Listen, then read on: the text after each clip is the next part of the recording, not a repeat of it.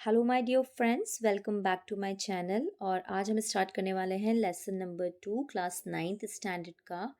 बहुत ही खूबसूरत लेसन है ये। और चैप्टर का नेम है द साउंड ऑफ म्यूज़िक। तो जो ये चैप्टर का थीम है एग्जैक्टली क्या है, दो चैप्टर हम पढ़ने वाले हैं वैसे तो, पार्ट 1 और पार्ट 2 में। दोनों में ही जो दो म्यूजिशियन हैं उनकी स्टोरी दे रखी है। सो पार्ट 1 जो है, हम एक ऐसी प्यारी लड़की के बारे में पढ़ने जा रहे हैं जो डिसेबल है, लेकिन अपनी डिसेबिलिटी की वजह से वो रुकती नहीं है और सबको इंस्पायर करती है। बहुत ही इंस्पिरेशनल इनकी स्टोरी है, जिनका नेम है एवलिन ग्लेनी।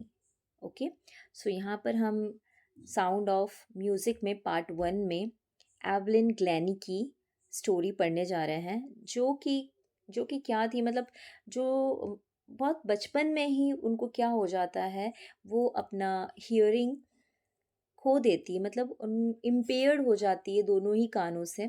उनको सुनाई देना पूरी तरह से बंद हो जाता है, बट उनको म्यूज़िक में इतना शौक होता है, म्यूज़िक से इतना लगाव होता है कि ये डिसेबिलिटी भी उनको रोक नहीं पाती।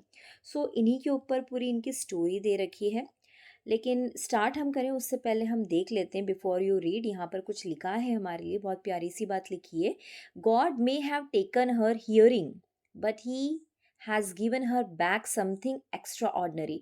देखिए ये लाइन लिखी हुई है, जिसने भी लिखी है ये लाइन, मैं ये आपको एंड में बताऊंगी। और ये लाइन किसने लिखी थी एवलिन क्लेनी के बारे में, वो मैं आपको लास्ट में बताऊंगी, तो लास्ट तक बने रहिएगा, है ना। तो क्या लिखा है कि गॉड, कभी कभी हो सकता है कि आपसे कुछ चीज़ आपसे छीन ले। जैसे कि एवलिन ग्लेनी से क्या छीन लिया था, उनकी हियरिंग कैपेसिटी को छीन लिया था, लेकिन फिर भी गॉड ने उनको कुछ एक्स्ट्रा ऑर्डिनरी क्वालिटी दे दी, जिसकी हेल्प से वो पूरे वर्ल्ड में रॉक कर पाई। तभी तो आज हम उनके बारे में पढ़ रहे हैं। What we hear she feels, मतलब एवलिन जो थी, मतलब जो हम सुनते थे वो उसको फील करती थी, मतलब म्यूज़िक को उन्होंने फील करना सीखा। Far more deeply than any one of us, मतलब जो हम भी नहीं महसूस कर सकते हैं साउंड को, वो साउंड को वो बहुत बेहतर तरीके से महसूस कर पाती थी, जिसकी वजह से उन्होंने म्यूज़िक भी सीखा। That is why she expresses music so beautifully, और इसी की वजह से, ये एक्स्ट्रा ऑर्डिनरी क्वालिटी की वजह से ही वो म्यूज़िक में इतना अच्छा क्या कर पाती है, परफॉर्म कर पाती हैं। दीज सेकेंड लाइन में ऐसा कुछ नहीं है, इनका पर्सनल अकाउंट है, मतलब यहाँ लिखा है read the following account of a person. Evelyn Glennie के बारे में हम पढ़ने वाले हैं, जिन्होंने अपनी फिजिकल डिसएबिलिटी को फाइट किया और अपनी लाइफ में सक्सेस गेन करी। तो एक मोटिवेशनल स्टोरी है जिसको हम पढ़ने वाले हैं। पहला पैराग्राफ है जो कि कुछ इस तरह से स्टार्ट हो रहा है, मतलब जहाँ ये हैं, वो जो प्लेस है वो एक सीन है ट्रेन प्लेटफॉर्म का। और नॉर्मली आपको पता होगा कि जो प्लेटफॉर्म होते हैं, जो रेलवे स्टेशन होते हैं, वो कितने बिजी होते हैं। तो क्या लिखा है, rush hour crowd jostle for position on the underground train platform. Jostle मतलब बहुत सारे लोग, क्राउड मतलब लोग हैं वहाँ पर खड़े हैं, एक दूसरे को पुश कर रहे हैं प्लेटफॉर्म पर। तो ऐसा हमारा सीन है, people are means pushing each other, इधर उधर जाने के लिए। And a slight girl looking younger than her 17 years was nervous yet excited as she felt the vibration of the approaching train। अब वहाँ पर कौन खड़ा है, जो प्यारी सी एवलीन है वो खड़ी हैं, है ना। एकदम स्लाइट मतलब स्मॉल एंड थिन सी लड़की, जो 17 साल से भी छोटी नज़र आ रही है, हालांकि वो ऑलमोस्ट 17 years की होने वाली है, बट छोटी नज़र आ रही है। नर्वस हैं लेकिन एक्साइटेड भी हैं, है ना। जैसे जैसे ट्रेन का वाइब्रेशन हो रहा है, जैसे जैसे ट्रेन उनके पास पहुंच रही है रेलवे प्लेटफॉर्म पर, तो शी इज़ सो एक्साइटेड। अब ये एक्साइटमेंट का रीज़न क्या है, क्या रीज़न है, it was her first day at the prestigious royal academy of music in London. देखो उनका पहला दिन है ना। एक बहुत ही प्रेस्टिजियस, एस्टीम, जाना माना रॉयल एकेडमी म्यूज़िक है लंदन में, वहाँ उनका पहला दिन है। And daunting enough for any teenager fresh from a Scottish farm. देखो अब ये लड़की जो है अपनी एवलिन, ये कहाँ से आई हुई है, स्कॉटलैंड से। तो स्कॉटलैंड से आई हुई है, इसलिए इनको क्या बोला जाएगा, स्कॉटिश। सो एक्चुअली क्योंकि ये पहली बार अपने स्कॉटलैंड से बाहर निकली हैं, है ना। देखो, अब स्कॉटलैंड जाना जाता है अपने फार्म हाउस के लिए, बहुत फेमस है ना स्कॉटलैंड यूरोप में। और ज़्यादातर स्कॉटलैंड किस चीज़ के लिए फेमस है? वहाँ के फार्म्स के लिए, है ना। एक विलेज सी लाइफ है, कंट्री साइड वाली लाइफ है। सो पहली बार ये बड़ी सिटी में जा रही है, लंदन में जा रही है, तो थोड़ी सी नर्वस भी हैं, लेकिन साथ साथ में वो एक्साइटेड भी हैं क्योंकि उनका फर्स्ट डे है। But this aspiring musician faced a bigger challenge than move, she was profoundly deaf. देखो, यहाँ क्या बोला गया है कि मतलब जो दूसरे लोग जो प्रॉब्लम फेस करते हैं उससे भी ज़्यादा बड़ा प्रॉब्लम हमारी एवलीन फेस कर रही हैं, क्योंकि ये पूरी तरह से क्या हो गई हैं? डेफ, मतलब बहरी हो गई हैं, अपने दोनों कानों से सुन नहीं सकती। अब देखिए, किसी के लिए कितना मुश्किल हो जाएगा अगर वो सुन नहीं पा रहा है, तो बहुत मुश्किल होता है किसी चीज़ को लर्न करना क्विकली, है ना। देखिए, ये बचपन से, ये ध्यान रखिएगा, वो बचपन से डेफ नहीं थी, वो बाद में मतलब धीरे धीरे बड़ी होने के बाद 16 ईयर के बाद में उनका जो ये डेफनेस था बहुत ज़्यादा बढ़ने लगा, है ना। तो आप ये मत सोचिएगा कि उसने बोलना कैसे सीखा होगा, मतलब उसने वर्ड्स को गेन कैचिंग पावर उसने ले लिया था, है ना। कब तक की एज में? 16 ईयर तक की एज में, इसलिए वो बोलना तो सीख ही गई थी। फिर सेकेंड पैराग्राफ आपको बताता है, यहाँ आप जानेंगे कि कैसे एवलीन जो है ना, कैसे उन्होंने अपना हियरिंग सेंस खो दिया और कैसे उनकी मदर ने इस चीज़ को नोटिस किया, है ना।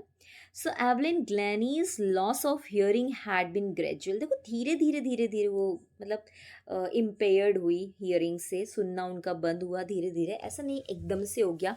बहुत सी बार स्टार्टिंग में उन्होंने अवॉइड भी किया इस चीज़ को, ताकि कोई ये ना पहचान सके कि उनको सुनाई नहीं दे रहा है। स्कूल में भी वो अवॉइड करती थी, है ना, मतलब ऐसे प्रिटेंड करती थी जैसे कि नहीं नहीं उनको तो सब समझ में आ रहा और ऐसी कोई बात नहीं है।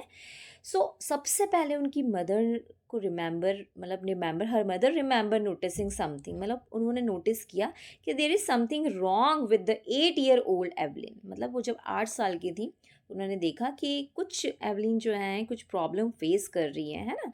तो क्या प्रॉब्लम फेस कर रही थी? Evelyn was waiting to play the piano, piano बजाने के लिए वेट कर रही थी, है ना, क्योंकि उनको पियानो बजाना था। देखो, मैंने स्टार्टिंग में बताया कि उनको म्यूज़िक में शौक था, तो पियानो बजाने के लिए वेट कर रही थी। They called her name and she didn't move. जब उनकी टीचर उनका नाम पुकारती है तो वो बिल्कुल भी नहीं हिलती, वहीं खड़ी रहती हैं, क्योंकि उनको प्रॉपरली उनका नेम सुनाई नहीं देता है। I suddenly realise she hadn't heard. तब उनकी मम्मा को क्या रियलाइज़ होता है कि उनको समझ में आता है कि शायद इन्होंने अपना नेम सुना ही नहीं है, इसलिए वो वहाँ से मूव ही नहीं हुई। Says Isabel ग्लैनी।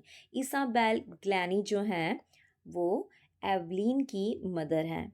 For quite a while Evelyn managed to conceal her growing deafness from friends and teacher. देखो, थोड़े टाइम तक तो मैंने आपको अभी बताया कि एवलीन मैनेज कर पाई कि किसी को पता ना चले, है ना, कि उसको सुनाई नहीं दे रहा है। तो थोड़े टाइम तो उसने अपने फ्रेंड से, टीचर से इसको छुपा के रखा, कवर अप करके रखा। But by the time she was 11 her marks has deteriorated and her headmistress urged her parent to take her to a specialist. देखो, अब क्या हुआ कि जैसे जैसे वो बड़ी होने लगी और जैसे जैसे आगे बढ़ती गई, मतलब जैसे जैसे वो इम्पेयर्ड और होने लगी, तो उनको एहसास होने लगा कि नहीं, उनके तो मार्क्स भी लूज़ होने लगे, क्योंकि टीचर जो भी पढ़ाता था उनको सुनाई नहीं देता था क्लास में, तो उनकी एकेडमिक्स में भी परफॉर्मेंस वीक होने लगा। तब उनकी हेड मिस्ट्रेस ने, उनके स्कूल की हेड मिस्ट्रेस ने पेरेंट्स से रिक्वेस्ट की कि वो एवलिन को किसको दिखाएं? एक स्पेशलिस्ट को दिखाएं, ठीक है। It was then discovered that her hearing was severely impaired. तब समझ में आया, क्या समझ में आया? कि भाई ये तो पूरी तरह से ऑलमोस्ट प्रोफाउंडली क्या हो गई हैं? डेफ हो गई हैं, उनको सुनाई देना ऑलमोस्ट बंद हो गया है ना, इम्पेयर्ड हो गई है। इम्पेयर्ड का मतलब होता है जैसे जैसे हमको कान जो हैं पेयर में दे रखे हैं, है ना, राइट एंड लेफ्ट, हैंड भी राइट एंड लेफ्ट, लेग भी राइट एंड लेफ्ट, आई भी राइट एंड लेफ्ट, तो पेयर में। इम्पेयर्ड कब हो जाएगा? जब हम दोनों ही कान से या दोनों ही आँखों से देखना या सुनना बंद कर देंगे, है ना। तो impaired as a result of gradual nerve damage, है ना, उनकी धीरे धीरे क्या हुआ, उनकी सेंस जो थी हियरिंग की वो डैमेज होती गई, वीक होती गई, है ना।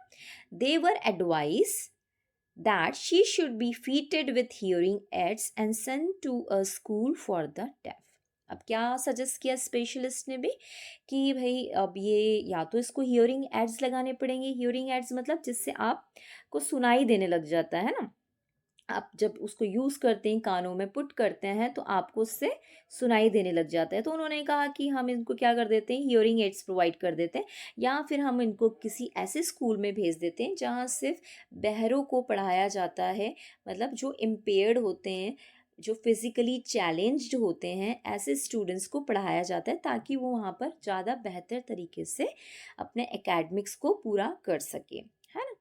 लेकिन फिर क्या हुआ, एवरीथिंग सडनली लुक्ड ब्लैक, है ना। सडनली उनकी लाइफ में क्या हुआ, मतलब सब कुछ चीज़ ऐसी, मतलब पूरा वो क्या हो गई, होपलेस फील करने लगी, है ना। ये कौन बोलता है, सेज एवलिन। लेकिन क्या हाँ एवलिन यहाँ रुक जाएंगी, नो नहीं रुकेंगी, है ना। मतलब वो इस चीज़ को एज अ चैलेंज लेंगी और इसको ओवरकम करने की कोशिश करेंगी अपनी लाइफ में। देखो ऐसा नहीं है कि सिर्फ एवलिन ही है जिनकी लाइफ में ऐसी प्रॉब्लम है, देयर आर मैनी पीपल जो फिज़िकली चैलेंज्ड होते हैं, लेकिन आप अगर उनको लेकर बैठ जाएंगे तो हम कुछ एक्स्ट्रा ऑर्डिनरी लाइफ में नहीं कर पाएंगे। जब एवलिन जैसे लोग इतना एक्स्ट्रा ऑर्डिनरी परफॉर्मेंस दे सकते हैं अपनी लाइफ में, तो हम जिनको भगवान ने पूरी तरह से स्वस्थ और हेल्दी बनाया है, हम क्या नहीं कर सकते, हम बहुत कुछ कर सकते हैं। तो हमको सीखना चाहिए ऐसे इंस्पिरेशनल पर्सनालिटी से। But Evelyn was not going to give up, वो ऐसे थकने वाली नहीं थी, वो गिव अप नहीं करने वाली थी, वो हार नहीं मानने वाली थी, है ना। तो शी वॉज डिटरमिन, मतलब वो बहुत डिटरमिन गर्ल है, मतलब उसने अपनी लाइफ में जो ठाना है वो उसको करना ही है। अब डिटरमिन किसको लेके, to lead a normal life. वो क्या चाहती थी कि ठीक है ये सब कुछ हो रहा है बट मैं अपनी लाइफ को नॉर्मल जीऊँगी, मतलब मुझे नहीं किसी का सिंपैथी चाहिए, है ना। I don't want such sympathy from the people. और वो अपना जो करियर था किस में परस्यू करना चाहती थी, उनका इंटरेस्ट किस में था, म्यूज़िक में। ओके तो she wanted to pursue her interest in music. One day she noticed One day she noticed a girl playing a xylophone and decided that she wanted to play it too. उन्होंने एक दिन अपने school में क्या देखा कि एक लड़की जो है xylophone प्ले कर रही है ना। और उन्होंने भी क्या डिसाइड किया कि वो भी उसी चीज़ को क्या चाहती हैं, सीखना चाहती हैं। अब जाइलोफोन जो होता है, देखो यहाँ पर पिक्चर दे रखा है इधर साइड में, आप देख भी सकते हैं। इसको हाथ की हेल्प से बजाया जाता है ना, हैंड्स की हेल्प से बजाया जाता है, स्टिक की हेल्प से बजाया जाता है ना। तो ये जो एक तरह का इंस्ट्रूमेंट है, ये किस में आता है, ये परकशन में आता है। परकशन एक तरह के वो इंस्ट्रूमेंट होते हैं जिनको बीट करके, जैसे ड्रम हो गया, हैंड से बीट करके बजाया जाता है ना, तो इनको क्या बोला जाता है, परकशन, है ना। परकशन इंस्ट्रूमेंट्स होते हैं ये। So one day she noticed a girl playing a xylophone and decided she wanted to play it too.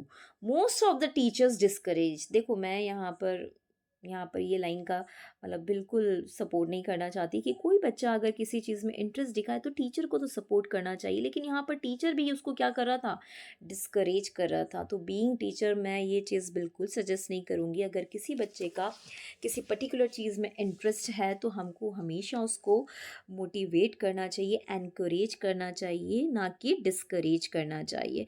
और रेस्ट सब डेस्टिनी पर छोड़ देना चाहिए, है ना। तो हमको बिल्कुल उसको डिस्करेज नहीं करना चाहिए। सो यहाँ पर टीचर भी क्या करते थे, डिस्करेज करते रहते थे। बट परक्यूशनिस्ट रॉन फॉब्स, अब एक टीचर थे परक्यूशनिस्ट, है ना, रॉन फॉग, वो भी इसी तरह के इंस्ट्रूमेंट्स बजाते थे। उन्होंने उसको स्पॉट कर लिया, उसके पोटेंशियल को स्पॉट कर लिया कि अरे ये लड़की तो एक्स्ट्रा ऑर्डिनरी है ना, इसको इंटरेस्ट तो है ही, साथ में डिसेबिलिटी होने के बावजूद भी इतना इतना इंटरेस्ट वो शो कर रही हैं, तो मैं तो इसके ऊपर बिल्कुल वर्कआउट करूँगा, है ना।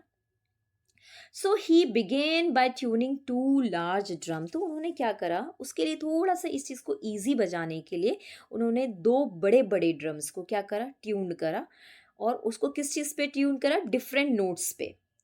और एवलिन से क्या बोला कि don't listen through your ears, क्योंकि ईयर्स से तो वो सुन भी नहीं सकती थी। तो उन्होंने क्या, आपको आपकी ईयर्स से नहीं सुनना है, ही वुड से, कि उन्होंने कहा, रॉन फॉब्स ने, ट्राई टू सेंस इट, मतलब उसको महसूस करने की कोशिश करो कुछ अलग तरीके से। Says Evelyn, suddenly I realise I could feel the higher drum. फिर देखो एवलिन ने क्या रियलाइज़ किया कि जो हायर ड्रम था, जो बड़ा वाला ड्रम था, वो कहाँ से सेंस कर पाती थी वो? एक second. From the waist up, मतलब वेस्ट अप मतलब उनका जो upper part of the body था वो क्या फील कर पाता था? हायर नोट्स को फील कर पाता था।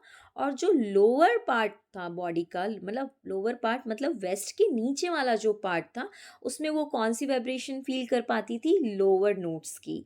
तो इस तरह से अपर बॉडी जो थी वो हायर नोट्स को समझ पा रही थी, और लोअर बॉडी जो थी उनकी जो लोअर नोट्स हैं उनको समझ पा रही थी। दोनों ड्रम्स को उन्होंने ट्यून्ड कर रखा था डिफरेंट नोट्स पे। फॉर्ब्स रिपीटेड द एक्सरसाइज, अब उन्होंने यही एक्सरसाइज बार बार रिपीट करी उनके साथ में, है ना। बोलते हैं ना, प्रैक्टिस मेक मैन परफेक्ट। तो यही चीज़ है, आप कोई भी पर्टिकुलर चीज़ को बार बार दोहराएंगे तो आप उसमें क्या हो जाएंगे? आप उसके अंदर स्किल्ड हो जाएंगे। एंड सून वैसा ही हुआ। एवलिन डिस्कवर्ड, उन्होंने क्या डिस्कवर करा? That she could sense certain notes in different part of her body. उन्होंने अपनी बॉडी के अलग अलग पार्ट्स में नोट्स को फील करना स्टार्ट किया, और इस तरह से उन्होंने म्यूज़िक को सीखना स्टार्ट किया। भले ही वो मतलब सुन नहीं पाती थी, लेकिन वाइब्रेशंस जो होती थी, है ना, वो समझ सकती थी उनकी बॉडी की हेल्प से। देखो, हम कहते हैं ना यार, हमारा भगवान कुछ छीनता है तो हमको कोई एक सेंस देता है जिसको बोलते हैं सिक्स्थ सेंस, है ना। सिक्स्थ सेंस ऐसा सेंस है जिसकी हेल्प से आप, जब वो अगर आपका अवेकन हो गया आपकी बॉडी में, तो आप बहुत कुछ मतलब इम्पॉसिबल को भी क्या कर सकते हैं? पॉसिबल कर सकते हैं। तो यहाँ पर भी ऐसे ही था। Evelyn discovered that she could sense certain notes in different part of her body. I had learn to open my mind and body to sound, मतलब माइंड और बॉडी, है ना, पूरा का पूरा उन्होंने किसमें ओपन रख के रखती थी? म्यूजिक में। और माइंड और बॉडी किससे कनेक्टेड रहता था? उसके साउंड और वाइब्रेशन से। The rest was she determination and hard work, और बाकी चीज़ वो क्या बोलती हैं कि बाकी तो मेरा डिटर्मिनेशन था, बिकॉज मैं इस चीज़ को सीखना चाहती थी, और हार्ड वर्क। बिना हार्ड वर्क के और बिना डिटर्मिनेशन के आप कोई चीज़ अचीव नहीं कर सकते लाइफ में, राइट। देन अब पैराग्राफ नंबर 4। फिर उसके बाद तो क्या हुआ, उनकी लाइफ में ऐसे चेंजेस आए कि उन्होंने कभी भी पीछे पलट कर नहीं देखा। क्या लिखा है? She never looked back from that point onwards. She tour, उसके बाद तो उनके टूर पे टूर लग रहे हैं, है ना, टूर पे टूर लग रहे हैं। वो अपने परफॉर्मेंस दे रही है अलग अलग प्लेस पे, ऑर्केस्ट्रा में अपना परफॉर्मेंस दे रही हैं, ऑर्केस्ट्रा में अपनी इमेज बना रही है ना। She was just 16 that time, 16 साल की लड़की कमाल कर रही थी उस समय, है ना। She never looked back from that point onward. She toured the United Kingdom, उन्होंने यूनाइटेड किंगडम में अपना परफॉर्मेंस दिया with a youth orchestra. Orchestra क्या है यहाँ पर? Group of musician, okay. And by the time she was 16 she had decided to make music her life. जैसे ही वो 16 साल की हुई तब तक तो उन्होंने डिसाइड कर लिया कि मुझे तो अपना करियर किस में बनाना है? म्यूज़िक में ही बनाना है ना। She audition for the royal academy of music, उन्होंने देखो अपना ऑडिशन भी दिया, छोटे छोटे परफॉर्मेंस दिए, है ना। फिर रॉयल एकेडमी ऑफ म्यूज़िक में भी अपना परफॉर्मेंस दिया, and scored one of the highest mark in the history of academy. सबसे ज़्यादा मार्क्स हिस्ट्री, मतलब हिस्ट्री में, मतलब इस म्यूज़िक की हिस्ट्री में उन्होंने सबसे ज़्यादा मार्क्स अटैम्प्ट किए। She gradually move from orchestral work, orchestral work मतलब क्या है? मतलब जो ग्रुप परफॉर्म करता है ना, हार्ड वर्क जो परफॉर्मेंस होती है ग्रुप में, तो ऑर्केस्ट्रल वर्क अभी तक तो कर रही थी ग्रुप में परफॉर्मेंस, फिर वो अब क्या करने लगी? सोलो परफॉर्मेंस देने लगी। At the time of her 3 year course, जैसे उनका 3 साल का कोर्स ख़त्म हुआ, she had captured most of the top awards, मतलब ऑलमोस्ट जो म्यूज़िक में टॉप अवार्ड्स मिलते हैं वो उन्होंने क्या कर लिए थे?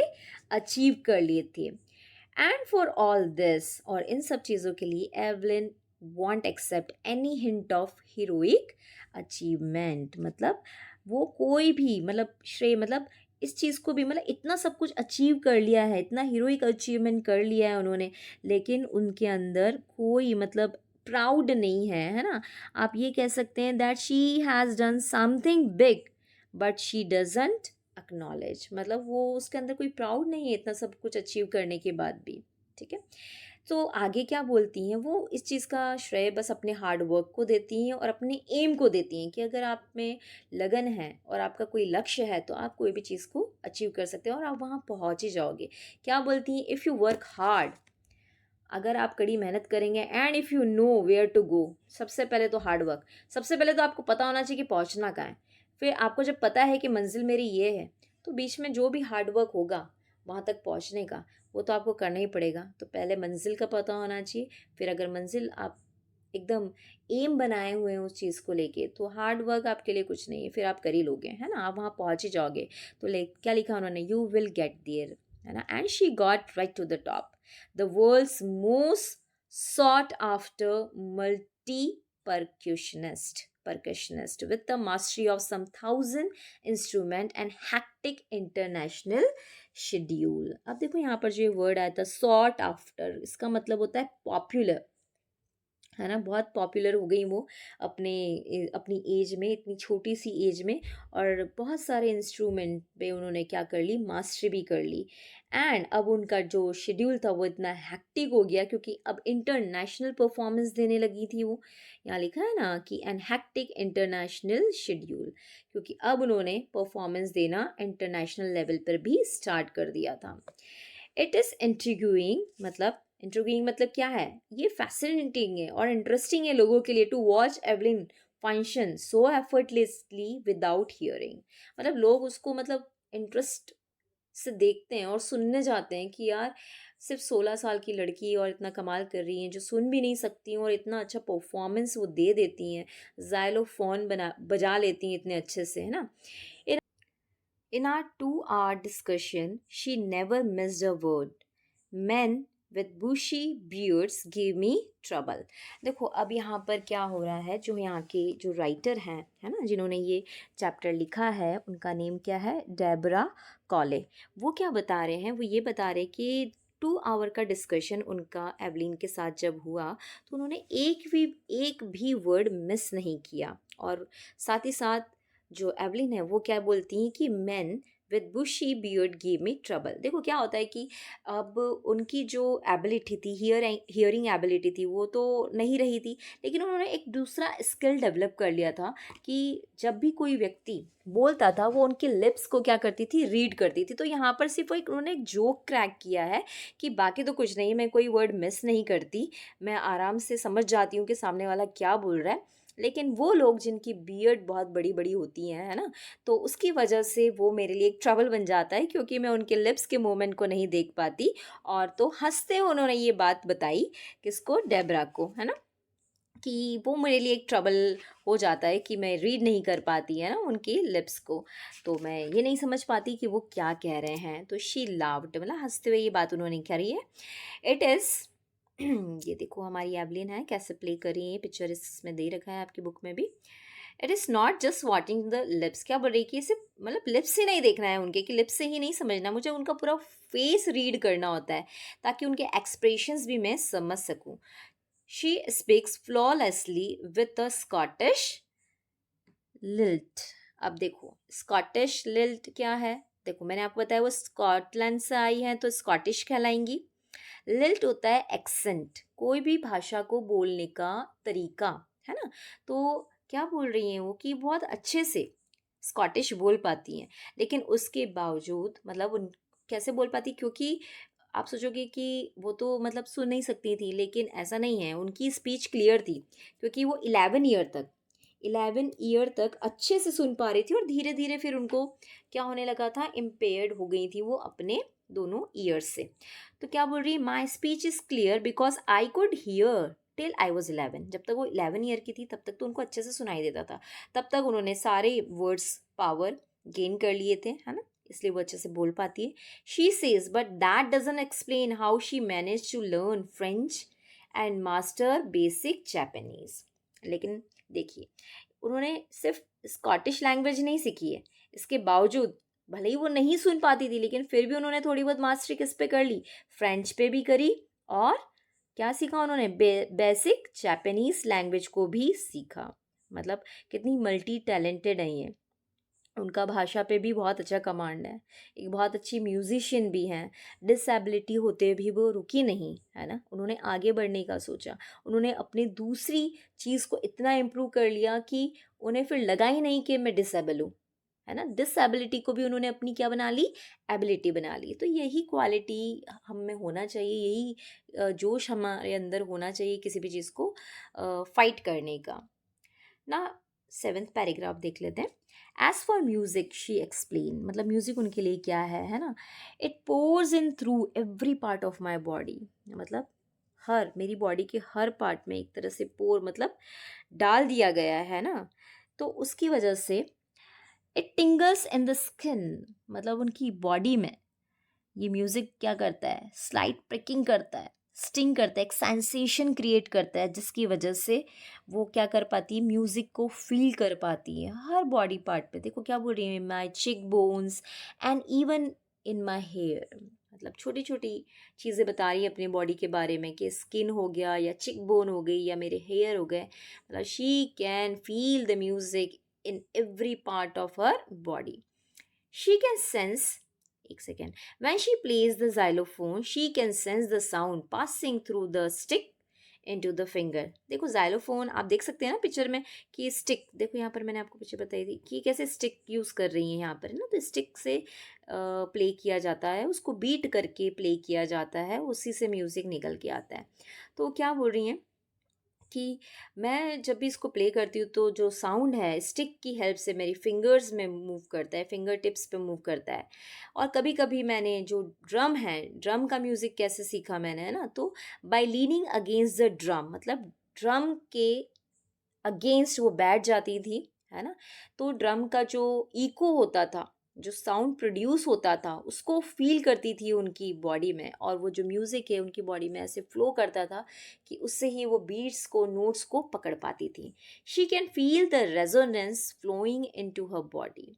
और देखो ज़्यादातर वो कहाँ पर परफॉर्म करती थी? वुडन पे, है ना? On a wooden platform. She performs on a wooden platform, ऐसा इसलिए करती है ताकि वो इजीली वाइब्रेशन उनकी बॉडी में पास हो सके, इसलिए वुडन प्लेटफॉर्म पर वो क्या करती हैं? परफॉर्मेंस अपना देती है। शी मूव्स हर शूज, है ना? Removes her, sorry, she removes her shoes so that the vibration pass through her bare feet and up her leg, ताकि जो वाइब्रेशन हो वो उसको क्या कर सकें? फील कर सकें अपने बेयर फीट में, और अपने ऊपर पैरों तक वो वाइब्रेशन पहुंच सकें। नाउ नॉट सरप्राइजिंगली, ये कोई सरप्राइज की बात नहीं कि एवलिन ने बहुत जल्दी ऑडियंस का मतलब एप्रिसिएशन पा लिया, है ना? सो जहाँ भी जाती थी उनकी ऑडियंस डिलाइट हो जाती थी, खुश हो जाती थी। इन 1991 she was presented with the royal Philharmonic society prestigious soloist of the year award. देखो ये एक तरह का अवार्ड है। फिलहार्मोनिक एक आप कह सकते हैं इसका मीनिंग एक फ्रेंड या लव ऑफ हार्मनी, एक ऐसी सोसाइटी है जो सोलोइस्ट को अवार्ड प्रेजेंट करती है ना? Royal Philharmonic society prestigious soloist of the year award उनको मिला है। Says master percussionist James blade. अभी देखो मैंने स्टार्टिंग में आपको बोला था ना कि ये जो स्टार्टिंग में जो लाइन दे रखी है, God may have taken her hearing, ये किसने बोली थी? एक्चुअली ये बोली थी जेम्स ब्लेड ने, जो कि क्या थे? वो भी एक परकशनिस्ट थे। उन्होंने क्या बोला था इनके बारे में? God may have taken her hearing, मतलब भगवान ने चाहे उनका हियरिंग एड हटा दिया है, छीन लिया है ना, but he has given her back something extra ordinary. उन्होंने, गॉड ने उनको क्या दे दिया है? कुछ एक्स्ट्रा ऑर्डनरी, ऐसी खूबी दे दी है जिससे वो और ज़्यादा बेहतर तरीके से म्यूज़िक को सीख सकती है। व्हाट वी हियर, जो हम सुनते हैं वो उस चीज़ को फील करती है ना? हम सुनते हैं और समझते हैं, लेकिन वो उसको क्या करती है? फील करती है और समझती है far more deeply than any one of us. और ये हमसे बहुत, मतलब हम और आप समझें उससे फार मोर डीपली, उससे भी ज़्यादा गहरा है कि किसी चीज़ को फील करके समझना। That is why she expresses music so beautifully, और यही रीज़न है कि वो म्यूज़िक को इतनी ब्यूटीफुली परफॉर्म कर पाती है। अब देख ली एवलिन भी कन्फेस करती है that she is something of a workaholic. अपने बारे में क्या बताती हैं कि वो एक वर्कहॉलिक पर्सन है, ज़्यादातर बिजी रहना पसंद करती हैं, है ना? Then I have just got to work often harder than classical musician. मतलब क्या कह रही हैं वो कि she just want to work और उनसे भी ज़्यादा हार्डर वर्क करती हैं जो क्लासिकल म्यूजिशियन है, but the reward are enormous. मतलब उनके जो रिवॉर्ड्स हैं दैट द रिवॉर्ड्स उनको जो मिलते हैं she gets for her hard work is huge and big. बहुत बड़े हैं, है ना। देखो हार्ड वर्क किया है उन्होंने अपनी लाइफ में, तो डेफिनेटली उनको बिगर अवार्ड्स भी मिले हैं लाइफ में। फिर apart from the regular concert, अब आगे क्या बता रही हैं कि उनके जो रेगुलर कंसर्ट हैं उनके अलावा जो एवलिन क्या करती हैं अपने फ्री टाइम में, क्या क्या करती हैं। देखो फ्री कंसर्ट भी देती हैं, है ना, प्रिजन में जाके, जेल में जाके, हॉस्पिटल में जाके। She also gives high priority to the classes for young musician. Young musician मतलब छोटे बच्चे, उनको भी टीच करती है, उनके पास भी जाती है। एंड रिचलिन जो हैं, जो बीथहोवन में रहती हैं, वो क्या बताती हैं इनके बारे में कि and Richlin of the Beethoven fund for deaf children sees. मतलब ये उनको फंड इकट्ठा करती हैं डेफ चिल्ड्रन के लिए। उनके बारे में क्या बोलती है, she is a shining inspiration for deaf children. जो बहरे बच्चे हैं उनके लिए क्या है, एक बड़ा इंस्पिरेशन है। इनको देखकर बच्चे हमारे सीखते हैं, ये इनको देखते हैं और क्या सोचते हैं कि अगर वो इतना कुछ कर सकती हैं तो वाई कांट वी, हम क्यों नहीं अचीव कर सकते हैं। They see that there is nowhere that they can not go. मतलब दुनिया में ऐसी कोई जगह नहीं है, ऐसा कोई काम नहीं है जो हम नहीं कर सकते। एवलिन कर सकती हैं तो हम भी कर सकते हैं। Evelyn Glennie has already accomplished more than most people twice her age. मतलब यहाँ क्या लिखा है कि जो उनकी एज से दुगने हैं, मतलब दुगनी एज के जो लोग हैं, उन्होंने भी जो चीज़ अचीव नहीं करी है वो चीज़ किसने अचीव कर ली है, एवलिन ग्लैनी ने।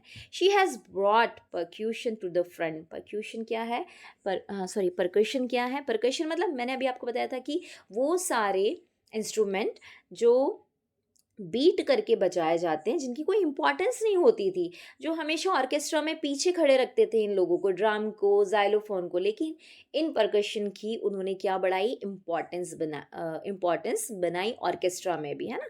तो she has brought percussion to the front line में लाके खड़ा कर दिया ऑर्केस्ट्रा में, and demonstrated that it can be very moving, कि ये भी क्या हो सकते हैं, मूविंग हो सकते हैं एकदम, मतलब आई कैचिंग हो सकते हैं ये इंस्ट्रूमेंट भी। शी हैज़ गिवन इंस्पिरेशन, इन्होंने दुनिया को इंस्पिरेशन दी है, हैंडी कैप पीपल को इंस्पिरेशन दी है। क्या इंस्पिरेशन दी है कि people who look to her and से, जो उनको देखते और बोलते हैं कि क्या देखते हैं, बोलते हैं क्योंकि वो डिसेबल है, उनको देखकर क्या लर्निंग लेते हैं कि if she can do it, अगर वो बिना सुने इतना कुछ कर सकती है, इतना कुछ अचीव कर सकती है, आई कैन ऑल्सो डू, मैं भी कर सकता हूँ।